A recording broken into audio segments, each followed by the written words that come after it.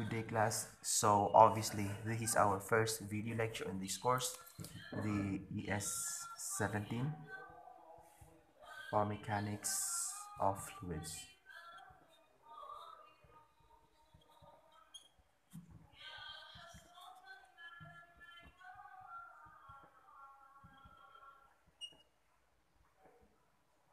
But before anything else, I want you to make sure that you have downloaded the file that I have provided or that I have posted just a while ago. And of course, I highly encourage that you better print that one because that will also serve as your handouts while watching or listening this video lecture that we are currently having. Okay, so as you can see in your handouts, fluid mechanics is a physical science dealing with the action of fluids at rest or in motion. So in fluid mechanics, we are dealing with fluids that are either at rest or in motion. And when we say rest, meaning at rest, the fluid is at rest, that is velocity is zero or velocity is constant. And when we say velocity is constant, that is acceleration is zero. Okay, that is at rest. And while on the other hand, the fluid is in motion, that is acceleration is constant. Okay, so again, in fluid mechanics, we are dealing with fluids that are either at rest or in motion, and of course with the application and devices in engineering using fluids. So basically, we're not just studying fluids, but also we are reiterating or we are connecting all those stuff about fluids that are at rest or in motion by means of connecting them into engineering knowledge or engineering using fluids. Okay, as you can see, we have this mechanics of fluids that are either at rest or in motion. So considering them being at rest or in motion, we have these two divisions or subdivisions of fluid mechanics. Those are fluid statics, two subdivisions.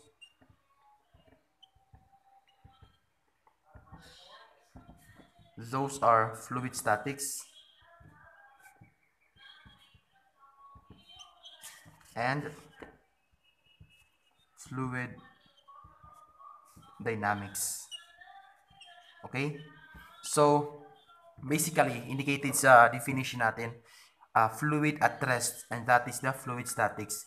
So, it is crystal clear that in fluid statics, it is the study of the conditions under the which fluids are at rest in stable equilibrium. Also, fluid statics deals with fluids at rest, obviously, but then its another term is hydrostatics. Okay, again, in fluid statics or hydrostatics, we are dealing with fluids at rest. On the other hand, in fluid dynamics, it is mostly concerned with fluids in motion. Okay, so again, it is concerned with fluids in motion. So after discussing these two subdivisions, let's move further into some terminologies, that is the hydrodynamics and hydraulics. But well, I will not be furtherly discussing about these words because it is assigned to your higher or other courses. But let's see the difference between this fluid mechanics and hydraulics. Basically, yung hydraulics is the mechanical properties of fluids. Tapos, it is also the application of fluid in mechanics. On the other hand, sa fluid mechanics, ito yung theoretical foundation ng hydraulics. Again, sa hydraulics, ito yung mechanical properties ng fluids, or sa hydraulics, ito yung application of fluid mechanics. And if you want to see the definition of fluid mechanics, yun nga yung na-discuss natin, that is fluid at rest or in motion with the application and devices in engineering fluids. So yun. So yung fluid mechanics daw is yun yung foundation ng hydraulics. So let's proceed with the types of fluids. As you can see in your handouts, we have that chart or that hierarchy of chart in which it has the formation of the different types of fluids. But then we will just be discussing about ideal fluids and these real fluids. There are two categories of fluids. First thing is ideal fluids. Obviously, ideal fluids is assumed to have no viscosity. Before anything else, what really is a viscosity? Ano nga bang viscosity? Obviously, yung viscosity is the physical property of fluid and it shows resistance to flow. Kumbaga, si viscosity is, that is how, it describes how the fluid is flowing. It does it flow verily or does it flow well or not. Okay? So again, si viscosity na mag-define kung paano nag-flow yung fluid natin. Okay? Sa viscosity, it's either thick or it's either thin yung fluid natin. Well, generally, by means of generalization, yung viscosity is the thickness, yung stickiness ng isang fluid. Okay? Again, let's go back sa ideal fluids. Ideal fluids is assumed to have no viscosity. Ang assumption dito is have no viscosity. And then it is incompressible.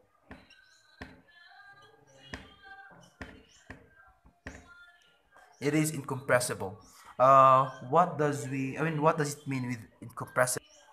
Okay, what does it mean with incompressible? Generally, there is no such thing as incompressible fluid. But then, due to formality cases, incompressible, sa ko pakararanin yan, ay pinakamaran ay incompressible fluid na so, water, okay? So, what does it mean with incompressible? Incompressible na ginan so, consistent. Fluid density is constant. Meaning to say, so fluid density na does not vary in terms of point by point. Again, sa incompressible is fluid is constant within fluid parcel. Next is it has a uniform velocity when flowing.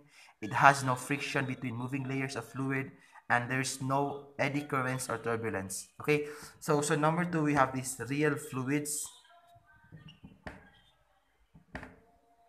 and that it exhibit infinite viscosities. Kung kanina sa ideal fluid there's no viscosity, sa ideal fluid na naman is there is this exhibit infinite viscosities. Tapos hindi uniform yung velocity, meaning to say compressible fluid when flowing. Yun yung sabi ko kanina, yung incompressible is uniform or constant yung velocity. Sa real fluid, it is compressible, meaning to say sa real fluid, hindi uniform yung velocity, tapos ideal fluid is uniform. On the other hand, sa real fluid is compressible daw yung fluid. Compressible daw yung fluid. Tapos dito sa ideal is hindi siya incompressible. Di ba yung sabi ko kanina, common example is yung water. Tapos dito na naman sa real fluid is yung oil. Okay? So that is hindi daw compressible, or meaning to say hindi constant yung density natin dito. Tapos it experiences friction and turbulence while in flow. So sa compressible is yung sabi ko kanina, hindi constant yung density when it is subjected to high pressure gradient. And that is the difference between the two categories of fluids. And just refer to your handouts for this chart or hierarchy of chart with regards to this division or how fluids is being divided. Okay, but I will not be discussing all this stuff. So that is all with the introduction of this subject.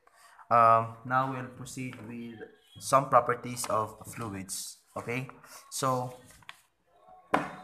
in this segment, we will be dealing with the properties of fluids. So first, we have this density, or what was that? We have this density, we have this mass density or rho. So yung ginagamit natin na notation or symbol for mass density is yung rho, as you can see in your handouts as well. So mass density is the density of a fluid is the density of a fluid is its mass per unit volume. So yung sinasabi dyan is yung density daw is mass per unit volume. Yun yung nakalagay sa handouts niyo.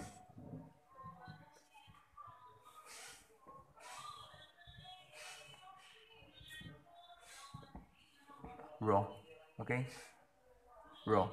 So, the density of a fluid is its mass per volume. So, yun yung formula ng mass density natin. But, yung density is a word we use to describe how much space an object, in layman's term, because we are referring with mass at saka yung volume. Sa density is, ginadescribe dito kung ilan yung space na nasa object na na-occupy niya dito sa, in terms sa mass that it occurs. So again, density is a word we use to describe how much space an object or substance takes up. That is its volume in relation to the amount of matter in that object or substance.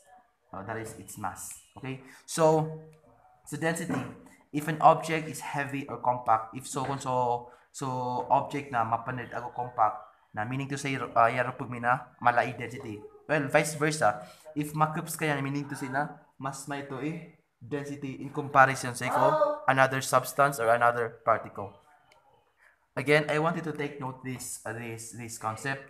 Ay gila ko na sa object na mapanid ago compact, and that is aya simplicity niyan or aya implication niya to na malaso density niyan. Okay? For example, I don't know if you have been into an investigation or experiment.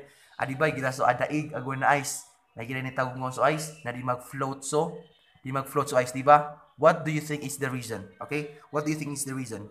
Is basically the reason is in connection with this mass density. Okay? So, yung sa yung kanina, yung experiment, for example, yung water at saka yung ice. Okay? So, di ba kilay nyo na igilay nito so ice na nitagutan no sa ig na pag-float so ice. Okay? So, pag minro na meaning to say na mas may to so density o ice adis ig. Why? Sa constant value, so pure water, ay value of pure water is 1,000 kilogram per cubic meter. On the other hand, sa ice, ay value ice na 917 kilogram per cubic meter. Okay? See the difference. Aya kon value or aya density o water na 1,000. Tapos aya value or constant value ice na 917. O pikir niyo papag-mix tano sa papag-mix tano si ice ago si water or si ice na itago tanos ig, obviously pag float si ice kasi na mas makup kung si ice adi si water. Okay? So that is the basic concept on how to understand mass density. Or let's look into another example. Siguro mga salida nyo di ka mantay ano. Di ba? Kilen nyo na so ice na di mag-float si kuragat. Why? Same reason. Mas mala i-density so ragat adi so ig. Mas mala i-density so ragat adi so ice. Again, mas malaki yung density ng seawater than the ice. Okay? Why? As we all know, the seawater has a density of 1,025 kilogram per cubic meter. So these are the constant values of water, ice, seawater. In our further discussion, may discuss natin kung ano yung ibang constant values sa the density of certain fluids. As you can see, so density of seawater is 1,025. In comparison sa ice, mas mala sa seawater. So obviously, pag float si ice, si seawater. Okay? So this is the formula of mass density, and we have this one. We have these units in English, metric and SI. For ideal gas, its density can be found from the specific gas constant and ideal gas law. Sigo ideal gas,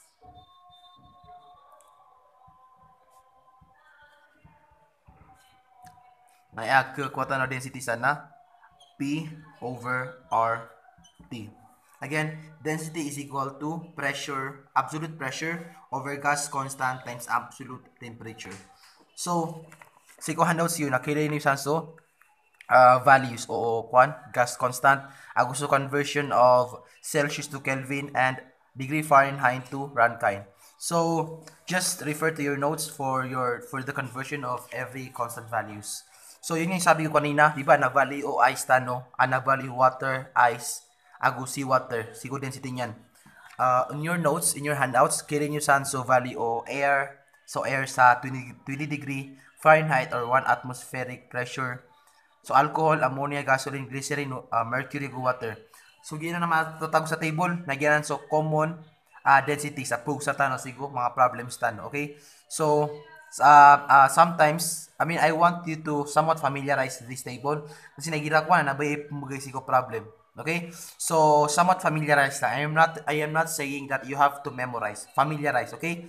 Common saya usually pugusar nagya water, mercury, glycerin, gasoline, okay? And sometimes so oil. Tingnan lang natin yung explanation or yung constant value sa oil. Okay? So, that is all for mass density. Uh, Next, let's proceed tayo sa specific volume. So now let's proceed with the specific volume. So yung sa nakalagay sa ito sa handouts niyo, specific volume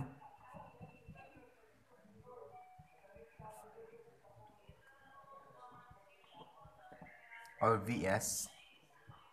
Okay guys, paki-take note lang yung kung ano yung ginagamit nating notations or symbols kasi yung gagamitin natin all throughout the process, okay? So, specific volume or VS is the volume occupied by a unit mass of fluid. As you can see in the formula, specific volume is just the inverse of velocity, okay?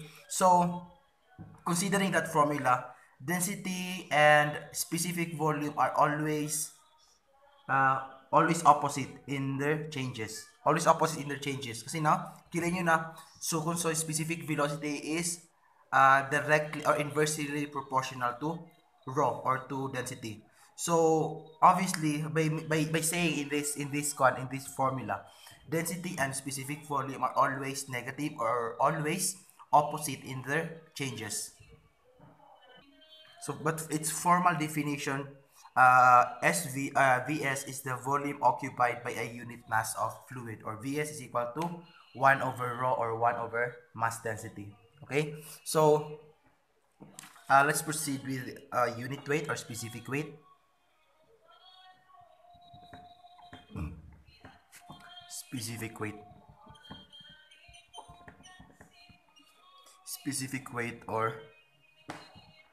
Specific weight or lambda. So, again, yung sabi ko kanina, you have to memorize every symbol for for every problem because for every problem purposes. For example, yung kanina sa density natin, gagamitin natin is rho. Tapos, specific volume is Vs. Tapos, dito na naman sa specific weight or unit weight is yung lambda. So, specific weight or unit weight is the weight of a volume of fluid. So, weight of a unit volume of a fluid, okay? On the other hand, lambda is equal to rho times gravity. Again, rho times gravity or density times gravity. So, as well, may certain values din sa mga specific weight. Kumbaga, na constant values ko pada stuff, okay? So, sa solid at saka sa liquid, yung reference natin para sa specific weight at saka sa density is water. So, there is this value of gamma or lambda, 9.81 kilonewton per cubic meter. Or this is in SI or in metric. Pero sa English, we have this 62.4 pound force per cubic feet. Okay? So, ito yung value ng water. Okay? Water. At what degree? This is at 4 degrees Celsius. Ang sinasabi dyan na 4 degrees Celsius, sa solid at saka sa liquid, ang basis natin, ang reference natin para sa mga fluid is water at 4 degrees Celsius. Why? Why 4 degrees Celsius? Basically sa 4 degrees Celsius na saan kon ka-reach so maximum value. So, ayatan no specific weight sa water at 4 degrees Celsius is 9.81 or 62.4 pound per cubic feet. Ginadua na constant value ayao water, okay? Pero if matataguro o sigo problema if walang indicated na value ng specific weight, use this, okay? Pero if may nakalagay doon na value ng specific weight, don't use this, okay? Because sometimes the questionnaire or the problem is referring to 1981, 1982, 80, something, and so on and so forth, okay? Yun yung sabi ko, gagamitin lang ito kapag wala sa problem or indicated sa problem na ito. Pero sometimes kapag hindi indicated sa problem, huwag itong gamitin. Okay? I mean, kapag indicated sa problem ay ibang value, use the other value. So, again, there is also this value of gravity na magkapareho din dito. Don't get confused. Diba sa gravity 9.81 meter per second squared? Diba? Ayan yan, di ay metric yan. Pero sa English yan na 32.2 feet per second squared. Bueno po confuso. Sa water, specific weight ng water na 9.81 kilonewton per cubic meter or 62.4 pound per cubic feet. So gravity na, okay, same siya sa metric, 9.81 meter per second squared. Pero, so kung ano yan, so English yan na 32.2 feet per second squared. Bueno po confused ro. Oh, ginakuan, hindi mapakasambigi adua, si 62.4 ako 32.2. Okay? Again, just always remember, na si specific weight in English is 62.4. On the other hand, English o gravity is 32.2. Okay? Another hint para yan kalibugan na pagilayan niyo sa units. So unit specific weight si ko kwan English is pound per cubic feet. Sa gravity is feet per second squared. Okay? So, let's move on with specific gravity. I want to remind you that if and only if you have some questions, just put it in the just write it down in the comment section below, okay? So we have this specific gravity.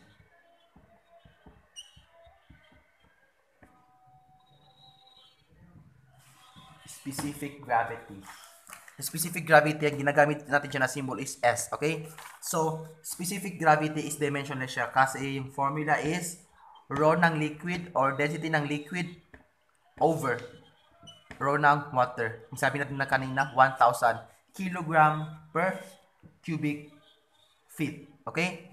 Specific gravity is dimensionless kasi, di ba, dimensionless siya kasi yung unit ng liquid, rho ng liquid is kilogram per cubic meter, tapos yung density ng water is kilogram per cubic meter.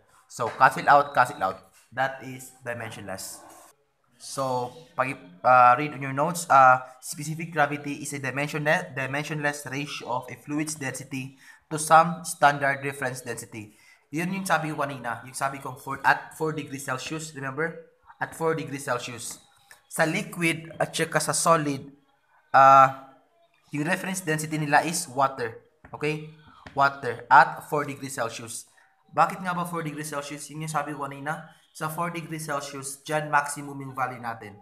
And then, sa solid at saka sa liquid, ang reference density natin is water. Okay? That's why we are using this one as our reference density. This one. Yung sa formula, yung S is equal to raw liquid over raw water. Gina na raw water, nagiran so pagmintan mo sa reference density. Okay? So, kung sa water, yung reference density, kung sa liquid at saka sa solid, yung reference, kung sa liquid at saka solid, yung reference density natin is water.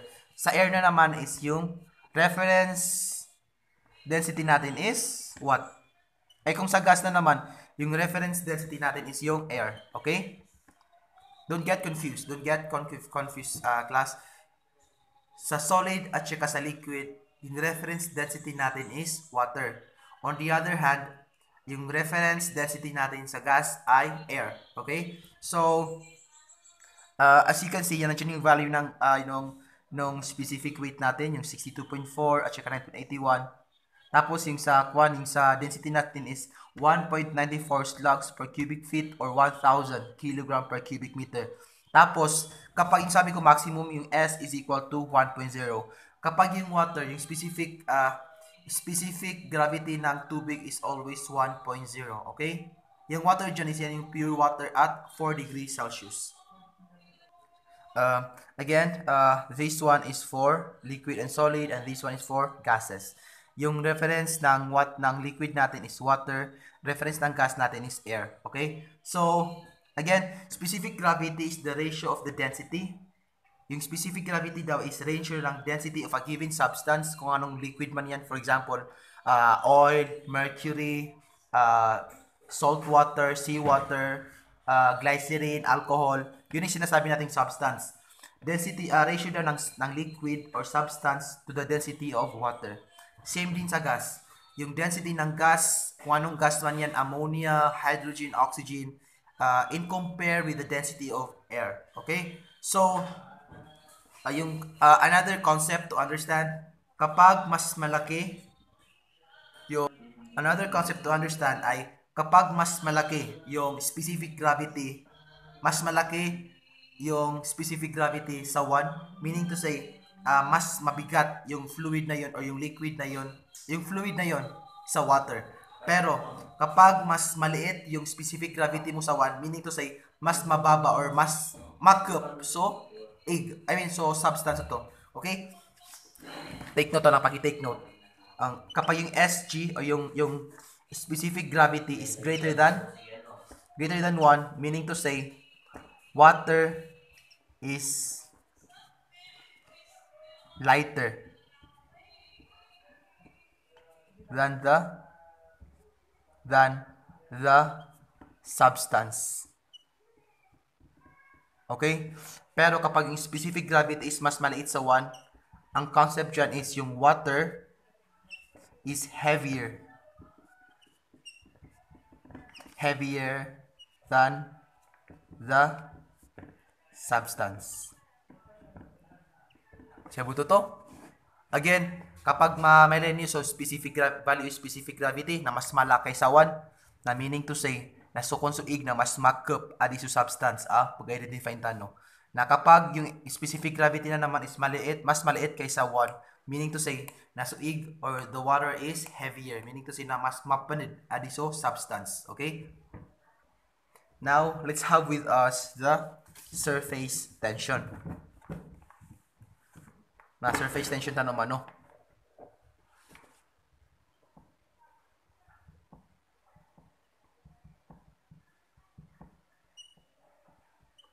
Surface tension. Ang ginagamit na symbol sa surface tension ay yung sigma. Okay? So, surface tension of a fluid is the work that must be done to bring enough molecules from inside the liquid to the surface to form a new unit area of that surface. So, surface tension, nagkapakaya ma-define as the property of that surface of a liquid that allows it to resist an external force. Again, could be defined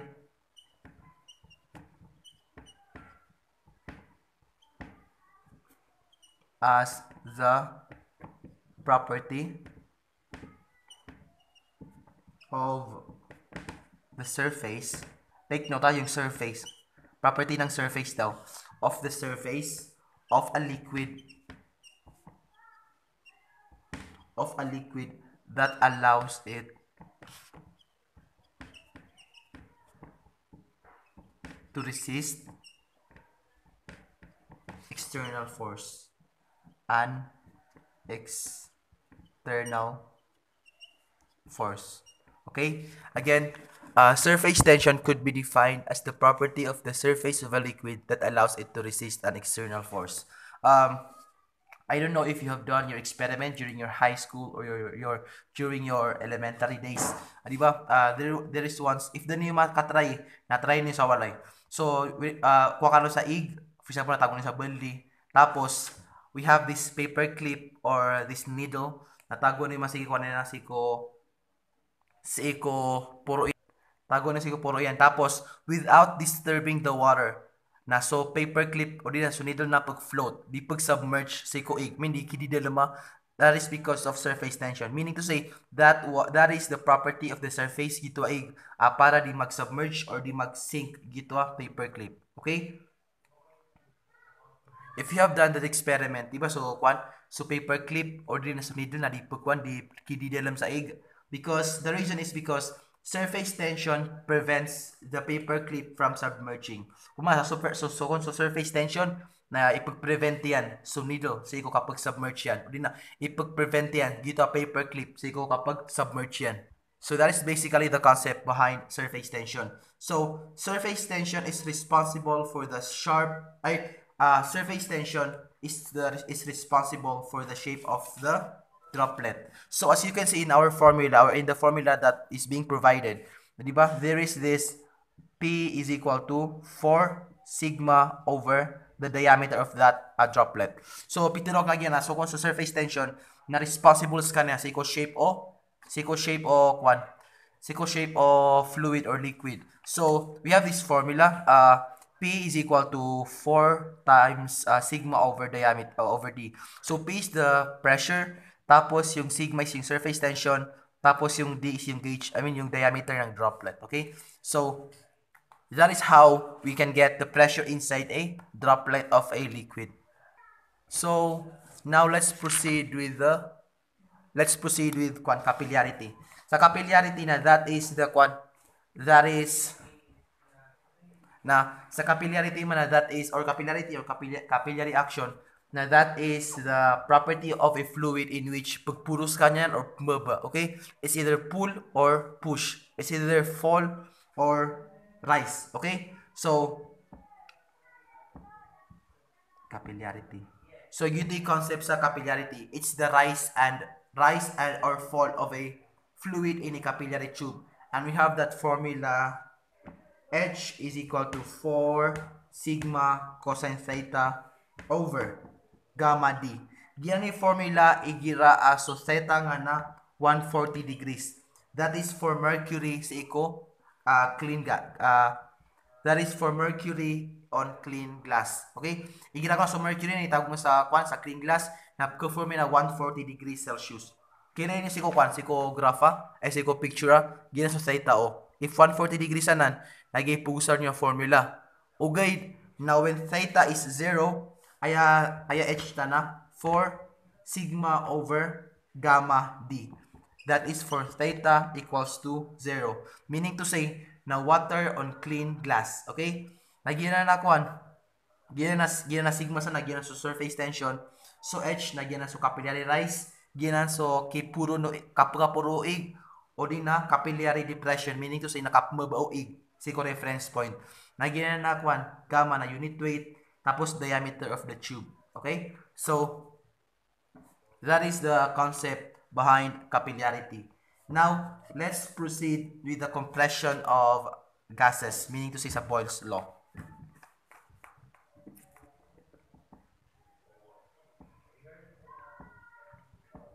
Boyle's law. Okay?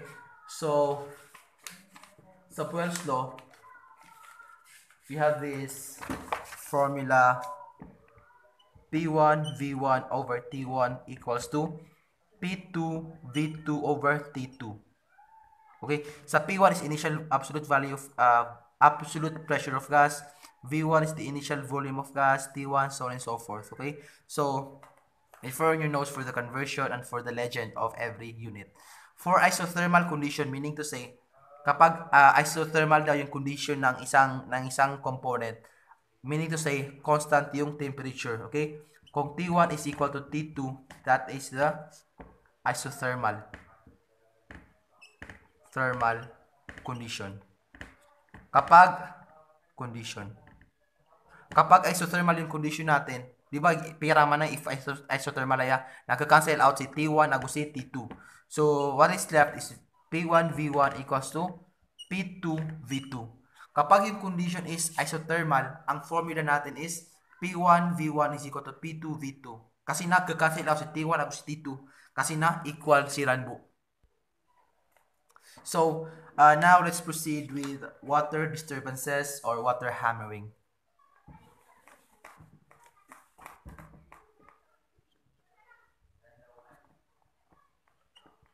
Water hammering.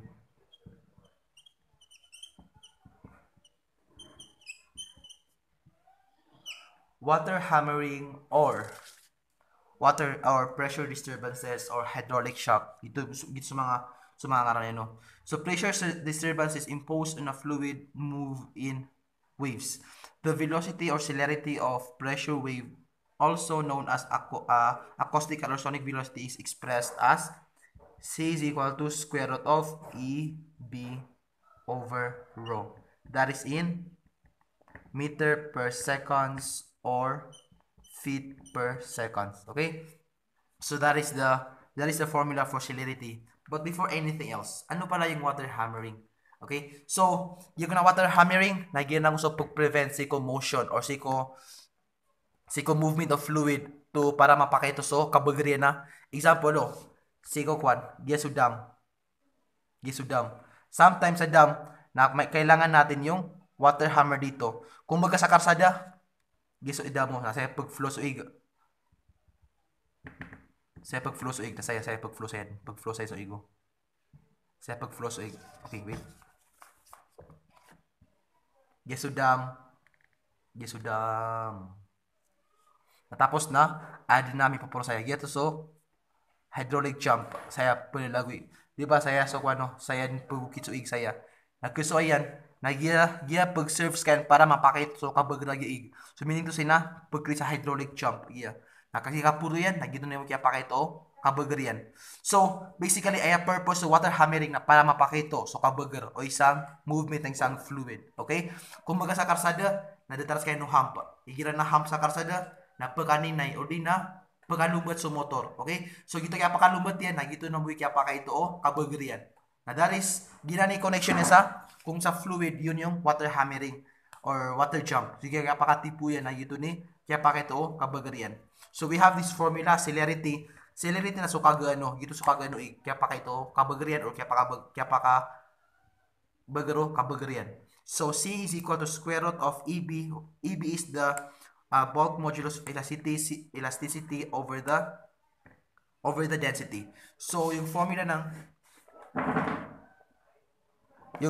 ng EB natin is TP over dV over V. Okay?